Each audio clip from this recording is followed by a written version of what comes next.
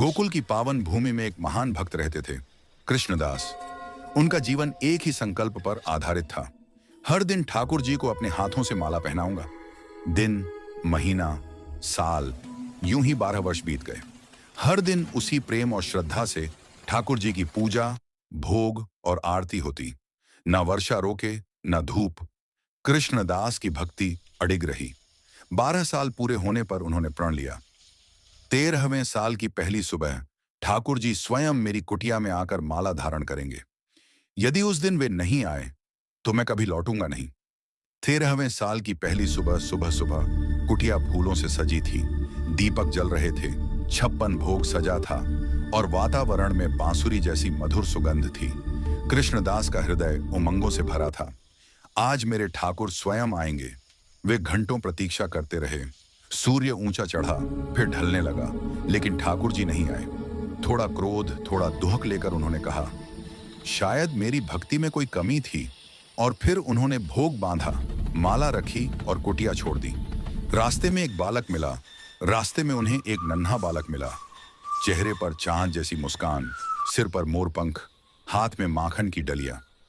आसपास कुछ गोप मित्र और गायें चर रही थीं। बालक ने कहा, बाबा, बहुत थक गए हो, कुछ खा लो। कृष्णदास ने मना किया, पर बालक ने प्रेम से झोली से थोड़ा प्रसाद निकालकर कहा, मेरे लिए खा लीजिए। कृष्णदास का मन पिघल गया। उन्होंने थोड़ा प्रसाद खाया। बालक की आंखों से आंसू थोड़ी देर बाद कृष्णदास ने देखा।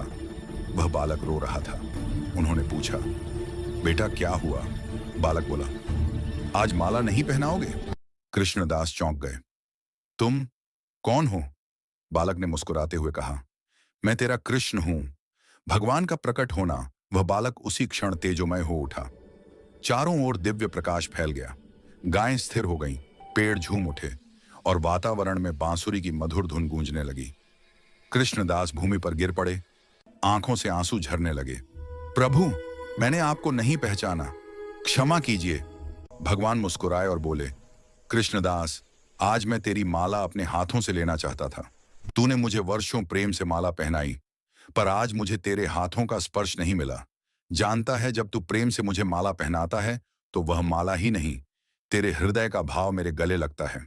यह सुनते ही कृष्णदास का क्रोध, उनका अहंकार, सब कुछ पिघल गया। वे आंसुओं में डूबकर ठाकुर जी के चरणों में गिर पड़े। भगवान ने उनके सिर पर हाथ रखा और बोले, भक्ति वही है जहां प्रेम है, और प्रेम वही है जहां समर्पण है।